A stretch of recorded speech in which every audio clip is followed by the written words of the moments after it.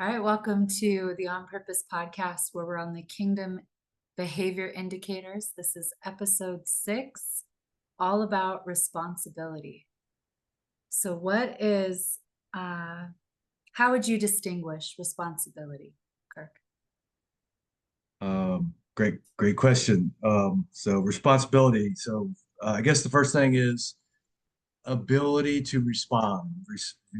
Response able to respond. Um,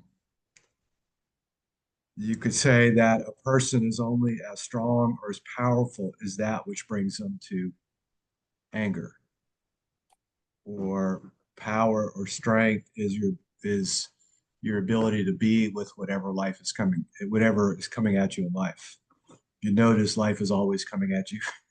The crazy is always coming, the angry is always coming, the nonsense is always coming from every direction.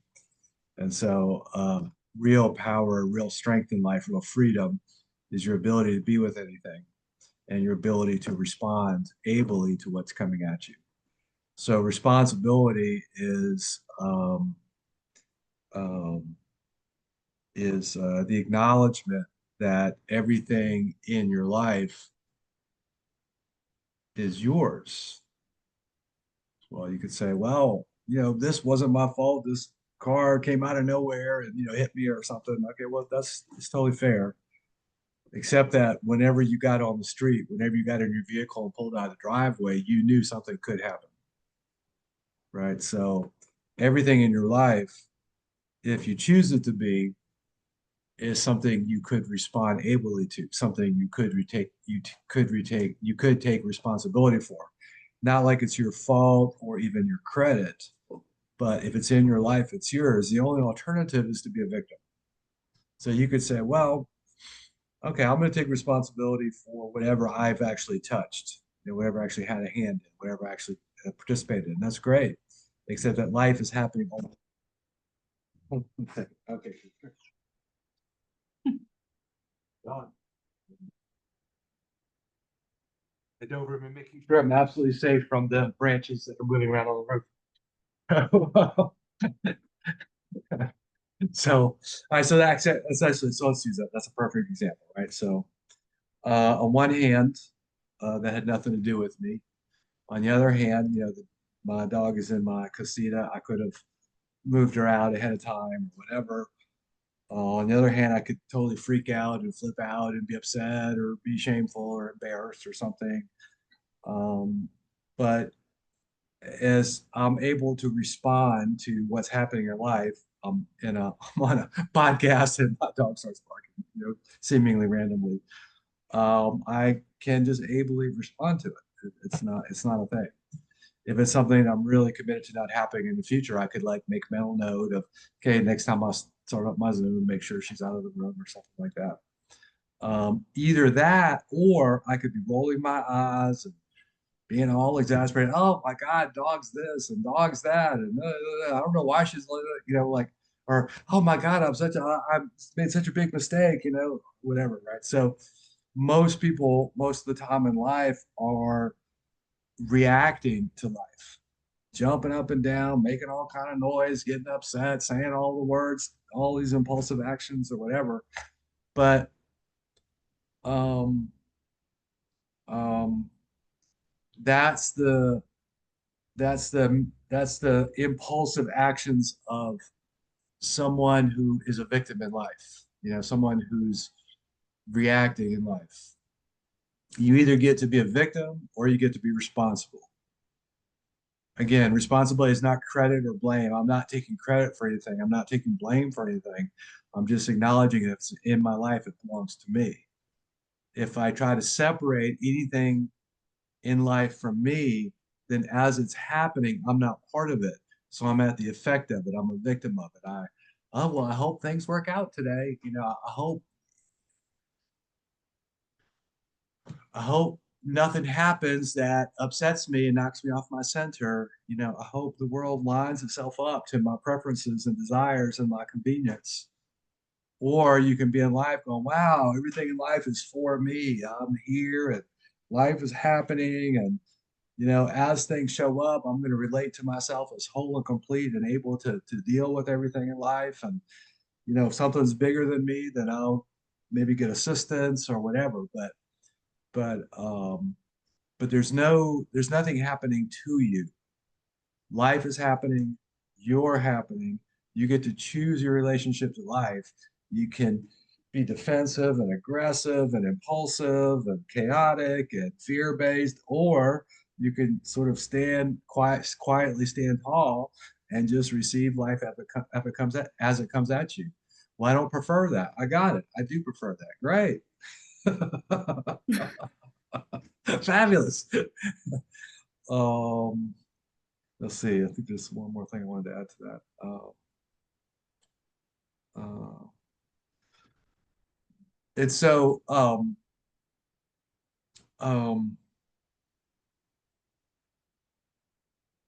so um, as life is coming at you, you can relate to it as wrong. You can relate to it as bad.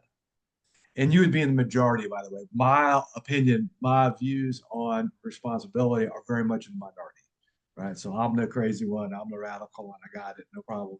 I'll take responsibility for that. I'll respond ably to having a unusual take on responsibility, right? But um, as life's coming at you, you can make it wrong, you can make it bad, you can relate to it like it shouldn't be that way. But all that does is diminish your capacity to dance with life, to move with life, to thrive, to rise to the occasion. If you take the stance that freedom and power and strength, by the way, by power, I don't mean force. I don't mean the ability to make people do stuff. I mean power like ability to accomplish whatever you're committed to, ability to be with anything that's coming at you. Um, as you embrace the chaos of life, as you embrace the expectability of life. I don't think that's a word, but congratulations, you heard it first. as you as you embrace the things that you don't expect and don't predict and don't prefer in life, as you learn to embrace that and grow into it, lean into it, your ability to be with anything is exponentially enhanced. Your ability to accomplish whatever you're committed to in the face of what's actually happening in life is exponentially expanded. Your internal state is exponentially more peaceful and joyful. Your creativity is enhanced. Everything about you works better when you stand tall and work with what's coming at you rather than rejecting it. Okay, there's one more thing. Just the last thing I was looking for came in. The universe started billions and billions and billions of years ago. And, first there was light and then motion and then, dust and, I don't know what's first, molecules and atoms and the dust. And then the dust coalesced into stars, and then planets formed around this planets formed around the stars. And then, on some very few planets, life emerged, and it's first this little well, first there's weather around the planets, and water, then there's life, and life is very, very simple. And that goes on for millions and millions and millions and millions and millions of years. And life gets a little more complicated, a little more complicated. Then there are critters and dinosaurs, and the dinosaurs disappeared. There's these little bitty mammals about this big, look like mice. And then they, millions of years later, grow into human beings. And human beings are on the planet for hundreds of thousands of years doing whatever it is we've been doing all that time. Civilizations come, civilizations go, world wars happen, all kind of stuff happens right up to this very moment. Everything in the universe has conspired so that you can experience whatever you're experiencing in this very moment. And yet there you are going, it shouldn't be. That's absurd at a level that's difficult for me to fully distinguish. And yet I get it. I've been that person most of my life. It should be this way, it should be some other way. But actually, the fact that we're here, we're having this conversation, whatever experience you're having of me, oh my God, this guy's so obnoxious. Oh my God, this guy's really saying something wise. Whatever it is, the whole universe, all these billions of years has conspired so that you could have this very moment. I recommend letting it in and responding ably to it. How's that for responsibility? That's solid first start, you know. All right. There's there's been this like in the village right now is separating the old identity to the new identity. And so responsibility from my lens Yeah. is like uh task based oriented. I need to achieve all these things. And so that's the old responsibility, and stepping into the new one, it's what you're describing is like a spiritual posture, like a way to be in life. So the human doing versus the human being. And when you're aware, when you step into the awareness of the responsibility of these two identities, how did you start to separate them and set that down and take responsibility for your new identity? In the first half of my life, I grew up with pretty dark childhood and no role models that you would. I had plenty of role models, but not the ones you would recommend for children. That sort of thing.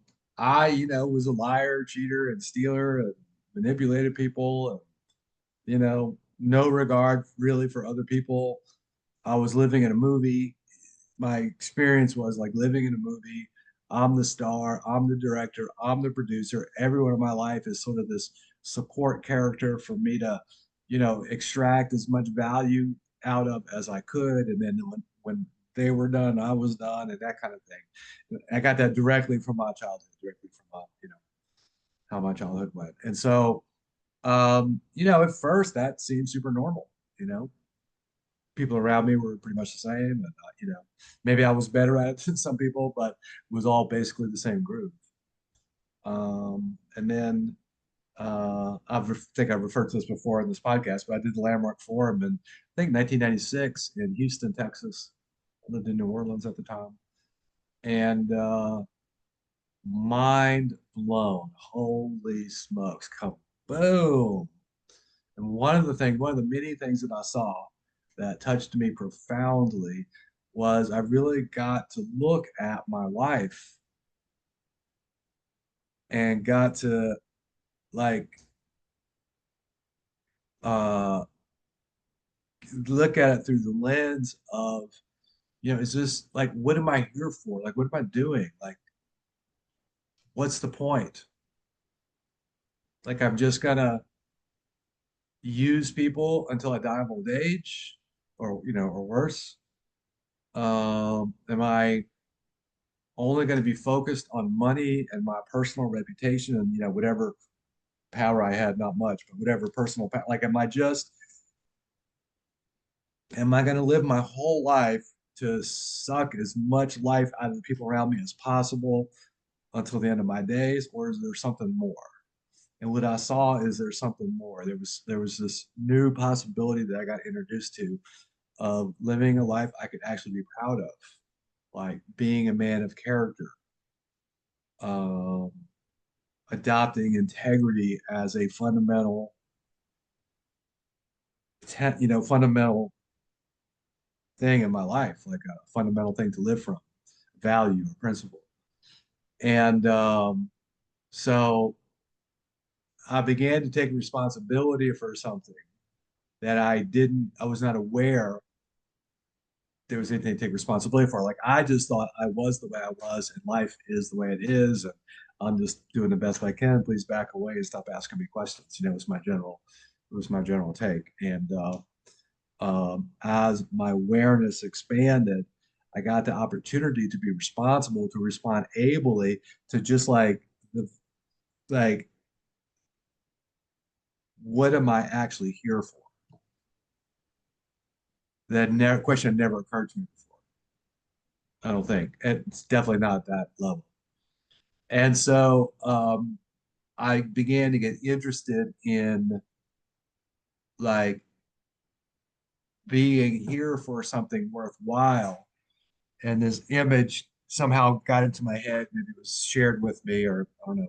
But like I remember thinking like being on my deathbed and looking back over my life as as the curtains are drawing and moving on to whatever's next, and turning around looking at my life and like how would I feel about it? Would I be pleased? Would I be embarrassed? Would I be shamed?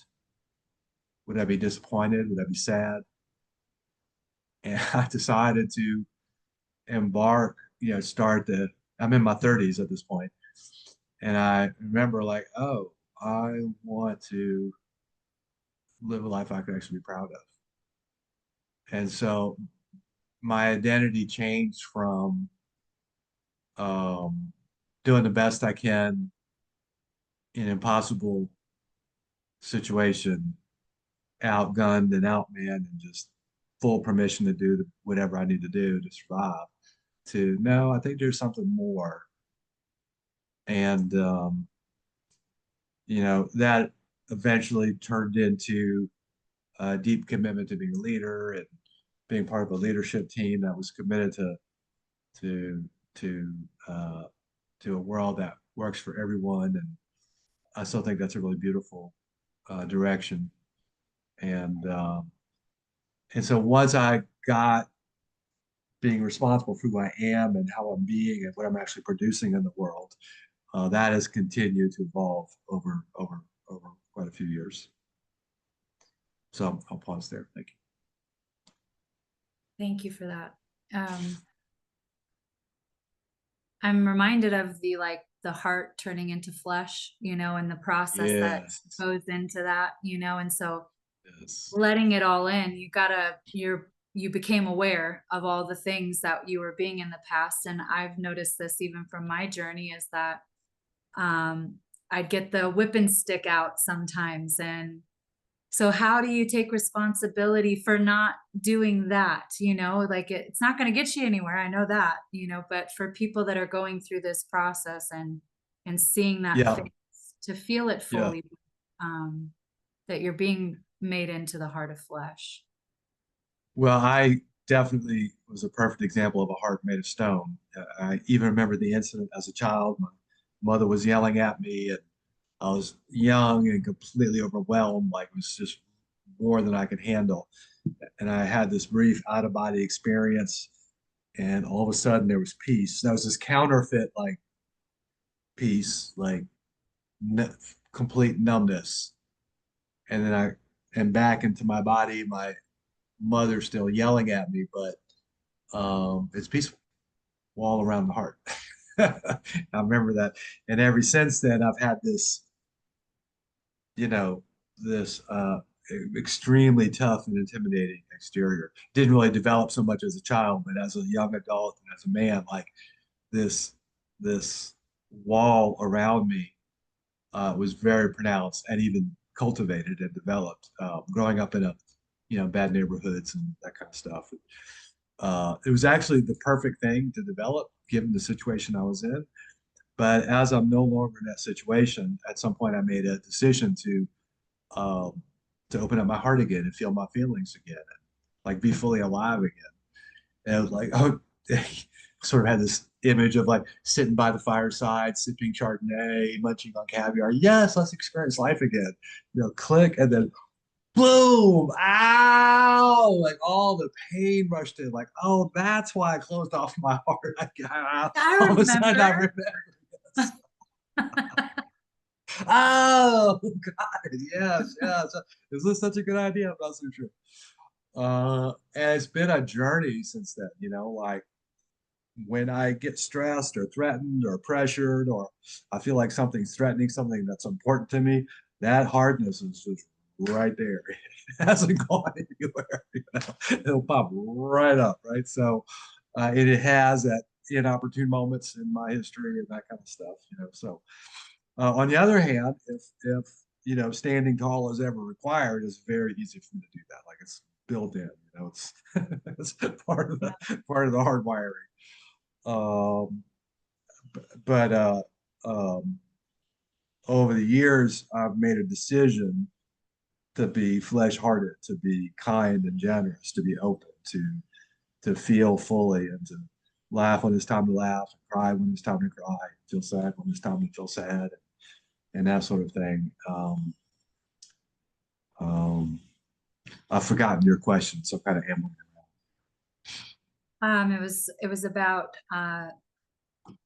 having the heart of flesh, and that there's like a process of which you go around. through to let and allow the pain in, because we've got to feel the responsibility of Yeah. it. Yes. Yes, Yes. but not completely continue to whip ourselves Oh, the for whipping stick. Yeah. yes. My whipping stick went the other way. I didn't so much use it for myself. I used to talk to whoever I felt deserved it. Oh yes, I know this one uh, too. I'd be happy to transfer pain over to someone else if I felt like they have transgressed me in some way. Like I had no compunction about that whatsoever. It hasn't occurred to me until like many years later, some years ago, but like, oh, maybe that's not really, maybe that's Totally not really the working. best. Because to me, like growing up the way I did, it just made perfect sense. Oh, if somebody gives me a little something, I'm gonna give them something. Except I'm gonna make sure I give them a little extra so that they think twice about coming my way again, right? So that just made perfect sense to me for a really long time, and I got really good at that, so since then, I've decided that that's not who I choose to be anymore, and that's been a little bit of a journey. And uh, what really keeps me true is that. A lot of people have their eyes on me, consciously and unconsciously. And while I might not be so rigorous with my being and how I conduct myself just for myself, if I was sitting here watching Netflix all day and whatever, I don't know how much motivation I would have to really be rigorous with myself and keep my heart open, and my mind open, and keep growing and waking up and healing up, developing myself.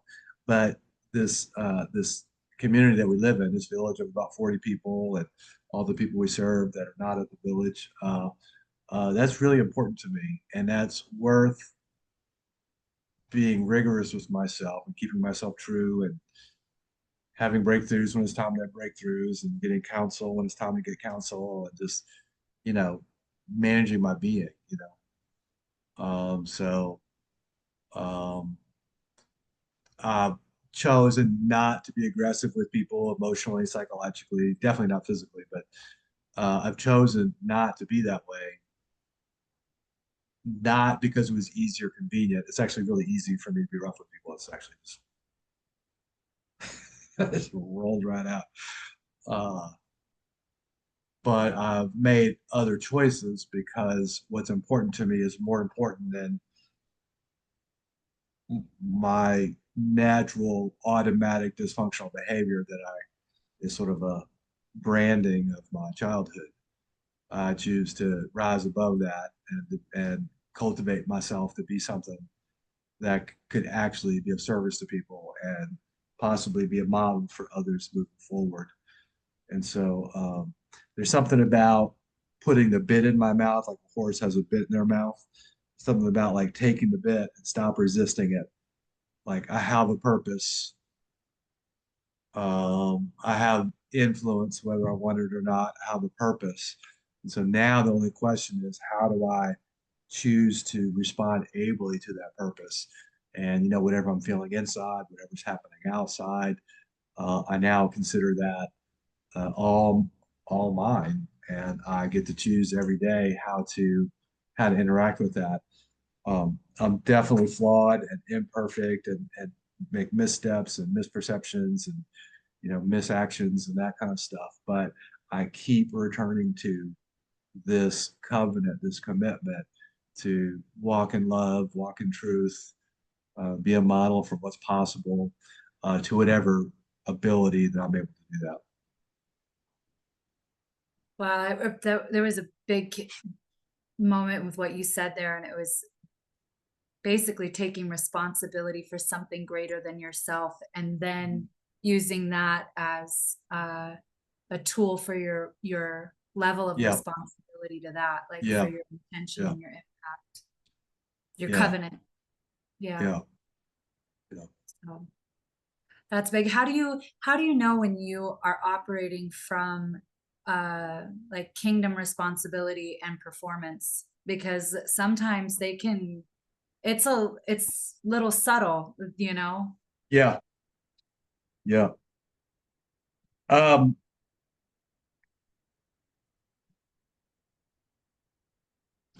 I don't know that I can always have a firm answer to that question.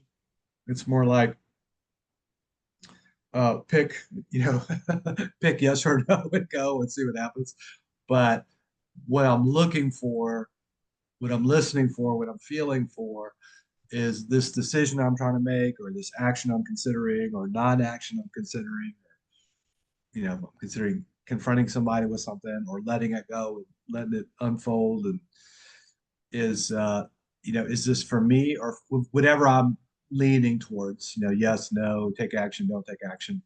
Uh, is this for me or for them? Is this ego driven or love driven?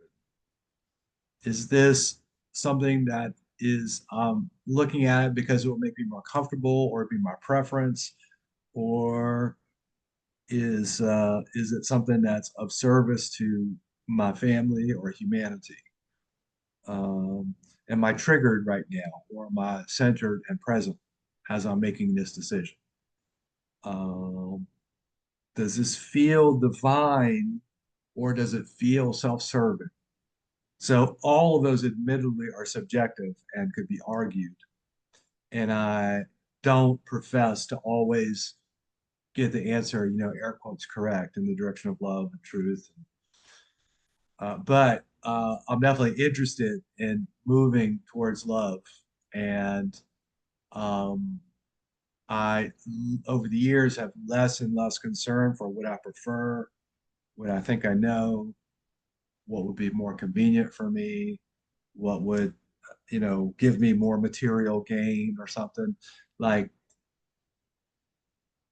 anymore, I don't even notice that anymore. And sometimes I do notice I have a preference, but over time, it's been very easy for me to notice what is, very familiar, you know, a preference or something from my ego.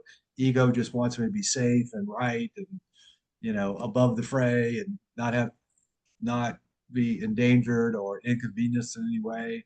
So the egoic choice has a kind of an energetic resonance to it, and the love choice or the God choice has kind of an energetic resonance to it. And I practice listening for that, um, and to whatever degree I can. So I don't know that I have an exact empirical or scientific answer, but for me, it's like kind of practicing and taking the shot, and then when I take the shot, when I make the decision, when I say the thing or don't say the thing or whatever, I try to stay interested and aware of what happens next. Like, what are the consequences of my choice? What are the consequences of my action? What are the consequences of my non-action? Even then, that's very tricky because God's plans always never make sense. So I could do a thing that feels right. I could get a result that seems really wrong. And how do I really know? I mean, it's just me, like, to the person standing in front of billions of years of the universe going, no, this is wrong. Right. So am I being that person, or am I being rigorous with myself? I don't know. I will say that over the years, the abundance in my life and the fruit of my collective of decisions has brought me to a place that far surpasses anything I thought was possible for my life, for me in my life. Like the beauty of living in this village, and the contribution I get to be, and the respect and appreciation I get to receive, and the freedom that I have, and the health, and the just everything. Like, it's like that encourages me that I'm on the right path. And that's about the best I got.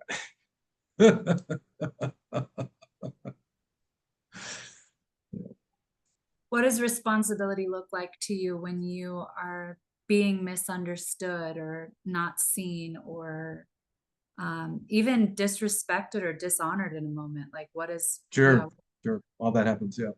Um, um, that's been something I've been giving a lot of attention to the last couple of years. And it's to remind myself, the truth doesn't need defending. Um, to the person who's being disrespectful or threatening or whatever, really that's a child in an adult's body, and that child is scared and lost and feels threatened and is lashing out. I certainly have been that person. Um, people are always doing the best they can with the resources and the awareness that they have. And some people have been through some real hard times. Children, we have people who have come through satanic ritualistic child abuse. We've had people who've been treated terribly by their parents, sexually, physically. We have people here who've been through like anything you could imagine. I don't want to bring any curses to us, right? But anything that I feel like I've ever heard of is really represented here at the village and in our wider community. And so, you don't know what people have been through. You don't know what quiet hell that people have endured to arrive in front of you, saying all the things, rah, rah, rah, rah, rah, rah, complaining, whining, being a nuisance, distracting from the mission, causing chaos, causing trouble, breaking promises and agreements, all the things, acting out, being loud, just, disrupting things. Yeah, that happens. And, I've over the years uh, learned to be more patient and more graceful with that. And there are lines that need to be drawn and held. And there's a lot of opportunity to be compassionate and be loving. And what would Jesus do here? That's a hard act to follow. I'm not always able to do what I think Jesus would do, but I'm definitely moving in that direction. Um, and um, and it's a real question, like when to draw a line, when to hold the line no matter what, and when to let go and be graceful and see what happens next. Um, that is often not obvious or easy. But this is the life that we've chosen. So I could either be a victim of that and be whining and complaining about it, or continue to grow into the next difficult decision, the next, air quotes, difficult decision or difficult situation or difficult person. I've learned to mostly take everything that's coming at me and use it to make myself a bigger and better vessel for, what we're here for. And every now and then I get cranky and pissed off for a little bit, a few minutes, a couple hours, whatever. But I always come back, always come back. yeah. It also makes you question though, because how much responsibility do we actually give? Because we don't want to have them fall into irresponsibility, So it's like, what is that line, that you draw as too much responsibility for someone else to, you Yeah. know, recognize their own, Yes. Yes. That's the question. Very good.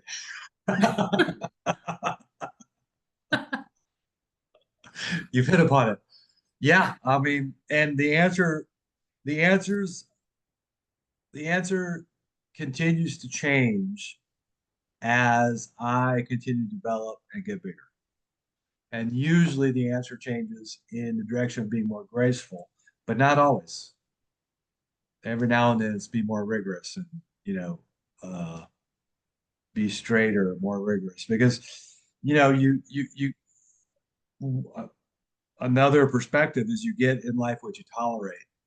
And as you tolerate dysfunction, people get into patterns of dysfunction.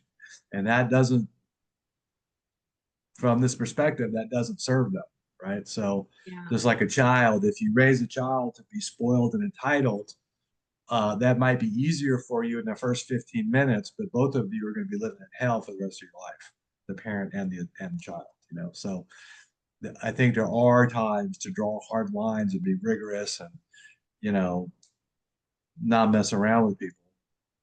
And, you know, people coming from whatever difficult circumstances and whatever difficult life they're coming from, I also believe, you know, people can only really take so much at a time, you know. So someone comes in really behind the starting line, you know, starting from way back, you know, terrible childhood, you know, thwarted development, neurological issues, you know, no really positive role models in their life. Like that's not super unusual, you know. And so to that person, I don't think they're really quite ready to be rigorously responsible in every aspect of their life. But I believe they can certainly begin the journey. And then, you know, do they want to, or do they have any inspiration around it, or are they just, you know, relating to us as, you know, the next people trying to control them and constrain them and put them in a cage, you know? So a lot of these questions really don't have mathematical answers. If this happens and that happens, this is the answer, you know? It's really almost maybe never that. And it's like there's a human being in front of you, there's a human being here, you know, I have a commitment and a covenant. I have, you know, responsibility to serve this village and this community and the roles that I play, and how do I balance all of that? One thing that just came to me that John says a lot is um, wherever you're coming from, that's where you're going. You're going wherever you're coming from. So if you're taking actions from fear and anger and judgment, what you're going to produce is fear, anger, and judgment. So whatever decisions you make, whatever actions you take, and it's often not clear for me what's the best decision or action or thing to say or not say. But what perhaps is more important in the choice that you make is, you know, who's making that choice. Is it a pissed off, scared, controlling ego, or is it a human being attempting to open up to love and be a vessel for divine truth to come through? How effective one is at that could always be debated, but I think the turning towards love, turning towards God, turning towards the highest truth, turning towards the highest perspective as you're managing what you're managing, I think that's largely what's missing in the world today. And I think that would be a pretty good description of what we're all trying to learn how to do here. Yeah. Yeah, that's big too about a way of, it's like a way of being, you know, Yeah. and faith. Like that's the biggest thing I think right there is just because it's not about an answer. You're gonna have to drop all of your knowing, all the things that you think you're not gonna, everyone's different and on a different process of their journey. And so Yeah. it's it's a that's a big faith journey. Yeah. You were pointing at something. What were you? I have a song in the playlist we're going to put in the description, which is Walk Humbly. You know, so Yeah. we all think we know stuff. We all, oh, I've been there, I've done that, I know this and I know that, and it's from a Bible quote. I don't know the Bible quote, but when I was writing the song, I took it from a Bible quote. And you know, the idea is walk humbly, slow down. You don't know everything you think you know, and even what you know is highly limited. You know, every human being, no matter how brilliant, how experienced, how accomplished, uh, every human being's perspective is massively limited by time. We're only alive for a very short period of time in the history of humanity or the history of the planet or the history of the universe, you know, like we're just a flash. And then our location perspective is very limited. Even if you're a world traveler, you've been to a few countries, you've stayed on this planet, unless you're one of a very small group of people who have gotten off the planet for a minute. And you know, you've only had the experiences that you've had. Oh, well, I've done all these different things. Yeah, I've done a lot of things too, and I have a lot of experiences compared to some people. But compared to all the experiences that anyone could have, it's nothing. I've done nothing. And I've been around for no time, and I've been nowhere relative to all of wisdom, all of knowledge of the universe. So everybody just slow down, shut your mouth for a minute, sit down, take a breath, relax, look again, feel again, think again. There's so much more going on than any person could possibly imagine. Walk humbly. Yeah. Oh man, and that even goes with spiritual gifts. Like we have these spiritual gifts and then we lock it into something, like say it's a Yeah, course or a master class or something, and we have to sometimes be responsible enough to say we're not doing that anymore. yeah, And God's calling you to something else. So yeah. how have you walked with that journey? Because I know you've gone through many things that you've had to go through and then set them down. So Yeah. Well, I'm about to do it again. So the visionary program is my baby. There's the 3.0 that we've been going through for years, and it's really been a foundation of our culture here at Earthwaking, and covers love and integrity and inspiration and all these different things that are fundamental to our culture. And then Visionary 4.0 starts getting more spiritual and divine, and 5.0 we're completing right now in the next couple of weeks, and that's all these beautiful distinctions, and we're expanding and elevating. And then my wife and I, Donna, are going to go on vacation for 10 days when it's over, and I'm going to hand it back over to the village. What do you want to do next? Do you want to cancel the visionary program? Do you want to take a break for some amount of time? Do you want to go to 6.0? Do you want to go back to 3.0? Do you want Kirk to lead it? Do you want someone else to lead it? So I'm going to be gone, and I'm going to hand it over to the village. And when I get back, I'll get my marching orders. So I'm putting it on the altar. I'm really don't have a preference. Maybe it's time for me to create the next thing. Maybe it's time for me to double down. Maybe it's time to keep growing the visionary program. But I'm taking my hands off the steering wheel, and I'm giving the steering wheel to the community. And then when I get back, I'll receive my instructions and I'll deliver whatever that is. So that there it is right there. wow, that's so big, you My know. wife's not crazy about it, by the What is that? way. Oh my goodness. Yeah, That's huge, yeah. So how is that internally for you? Like, Shockingly easy. I'm putting it on the altar, like being humble. Like I think the visionary program is one of the best things on the planet, but that's just a personal opinion. The fruit looks amazing to me. I get constant positive feedback, but you know, uh, yeah. good is the enemy of great. Great is the enemy of God. And your last blessing is what do you say? The Tomorrow, last tomorrow's curse. Oh yeah, your last blessing is keeping you Yes, from your next is something like that. I forget it. Your breakthrough, next or yeah, your next yeah, greatest blessing. yeah. Also, yesterday's accomplishment is today's ego trip, Oh, snap. right? So I'm putting it all on the altar. I'm not trying to walk away from it, but I'm also not trying to hang on to it. Like I'm literally just setting it down in, I in in the loving hands of this community, Yeah. and I'm gonna stop steering and see what happens. And there's plenty of time for everybody to feel into it and talk about it, go through every process everybody needs to go through. And yeah, the response might be, Kirk, what are you crazy? Leave the damn thing. But it might not be. What do I know? And so we'll find out. And so maybe there's something next for me, and maybe this is it for another season. But it's also an exercise in humility, like just putting it on the altar, And if it comes back to me, I will steward it with utmost care and respect.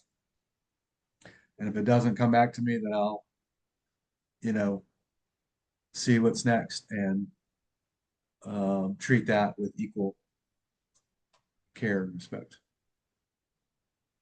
That's so that's so interesting to me because one, it's like, how do you hold responsibility to something that's not producing the fruit? But Yeah. then how do you hold the responsibility of something that is producing the fruit?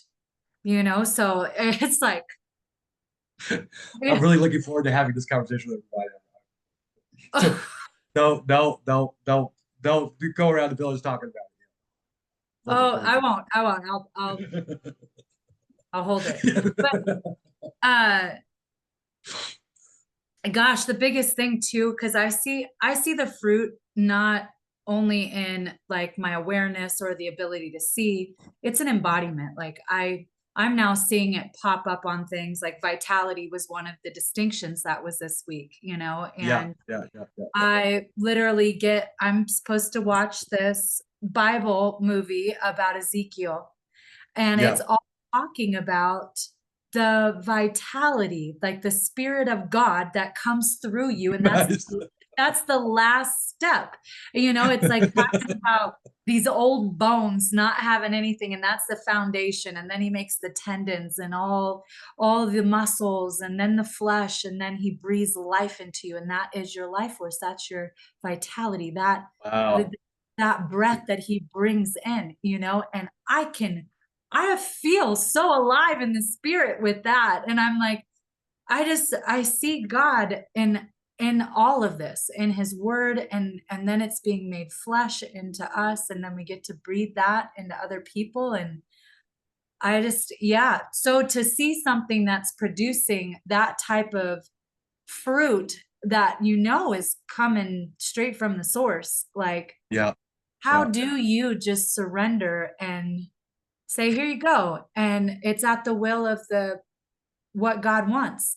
Like that, yeah, whew, yeah, yeah, that's big. yeah. That's really big. It's going to be a showstopper for the people in the village who were like really stuck on, oh, I got to do my dream. I got to do my thing. Like, no, let's just see what's blessed and wanted and needed by our community. Let's do that. So I'm putting my money where my mouth is, but you know. Gosh, yeah. Uh, I still feel my jaw on the table because like like this is your whole life's work, like your whole life's journey into the Yeah, fruition of this.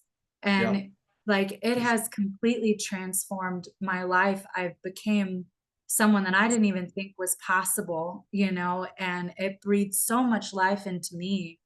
Um, and as I'm a completely changed human being because of this visionary program. I just, yeah, so to hear you say that it's literally you're just doing this to give it away, that I can feel your heart, I can see your heart in this, and that's just it's bigger than you. That's huge. That's a different type of responsibility that I haven't even been able to fathom yet, you know. And so thank you for that, because it opened me up just even beautiful, witnessing this. So thank you. beautiful. And then that's for me, that's the most beautiful fruit any action that I take could have. So it's already working. Well, there you go. Yeah. Whatever happens, it's already Yeah. I also want to bring it back into this conversation too, is that we've been healing generational things. Like it didn't start, you know, it didn't start with us, but it did bump into us, you know, and so the crazy in my family. It didn't start with me, but boy, did it sure bump into yeah, it me. sure bumped into me. And so I'm still feeling the reverberations. I'm still shaking. So how did it end with you? Like certain things that you've walked through with your generations and your bloodline. How did it end with you? Uh, you know that uh, um, so my mother, who raised me, uh, was a narcissist for sure, and I don't mean self-absorbed. I mean unable to have empathy for another human being, like for real. You know, it's easy to say that. It's hard to imagine what that actually looks like in real life. And she really, literally was that. Probably a sociopath. I recently heard a distinction that really made it click. A sociopath doesn't care how you feel. A psychopath doesn't care if you're alive. So she wasn't like murderous, but she had no interest in how other people felt about anything. What just wasn't part of her makeup. I'm not trying to malign her. I'm just, this is how it was. And so, um, that's what I grew up with. That was who I was becoming in my childhood. Like I could, it's hard to say it in a way that makes sense, but as I was growing up, I could kind of feel the light dimming. Like I could feel myself becoming more like her. And as a young adult, I was very angry and very disconnected. And I wasn't entirely like that, but really strong, strong, strong thread of anger and disconnection and isolation, that kind of stuff. And then, it was the Landmark Forum. I was 36, I think. And man, just the generosity I experienced there, like people just being leaders and assisting the leaders in these programs were not that anything was perfect, but at the time, my experience was overwhelmed with generosity, overwhelmed with like commitment to be of service. I experienced so little of this in my life. Transformation, like people going in really dark and angry and coming out fully alive and joyful, and I was one of those. But I wasn't the biggest example. I remember waiting in the lobby on the first day or during the first break or something. I ran to this guy who was so angry he scared me. And at that time, I was one of the scariest people you could ever meet. Really angry, very athletic, looking for trouble kind of guy. And this guy scared me with the extent of his anger. And then by the end of the chorus, he's just joyful and like a little child laughing, joking around like kaboom. So like all this came together and it was like the most impactful waking up experience I could possibly imagine. And I don't know, it just all started from there. Uh, I played and had fun for several years after that. Like I made up for my whole my whole childhood and teens and 20s and half of my 30s. Like I, spent this time having fun and being free and there's no place to get to. It was amazing. I just loved it so much. And then at some point I looked around and I saw how miserable many people still were. And then I began this journey of leadership and being a contribution. Um, and so again, I apologize. I forget. I don't have the quite syntax of your question. The generational responsibility. Oh yeah, yeah. So my mother came from a long line of, she talked about her parents and her grandparents in the same way that not exactly, but a lot of dysfunction and cruelty and meanness and that kind of stuff, craziness. And so yes, it's all this generation. And as I began to wake up and set myself free, I'm not passing that down anymore. So this generation, me, took responsibility for the dysfunction, the pain, the darkness by simply waking up. And then the next step was choosing to have a life of waking up others. So the generational curses coming down my line are done because I chose a completely different path and have been on that path for, about 30 years now. And am now um, very much involved in being that interruption for others, being the interruption that I experienced when I was 36. I'm now, me and John in particular, but personally, I've taken on that responsibility of being that interruption for others so that we all get to end those generational curses and dysfunctions and cruelty and, all that kind of stuff. And, this is the beginning of something new and something different and something beautiful. And I really just doing it because it's not like I think it's going to make me a better person or whatever. It's just, I can't imagine a better life to live. So it's really just that simple. I've lived in the darkness. I excelled at living in the darkness. And so now I live in the light and I'll give everything I have to excel at living in the light. And it's just so much better. Oh my gosh. Like this is a life worth living. Finally I have a life worth living and I get to offer other people a pathway to their version of a life worth living. And I wouldn't trade that in for anything.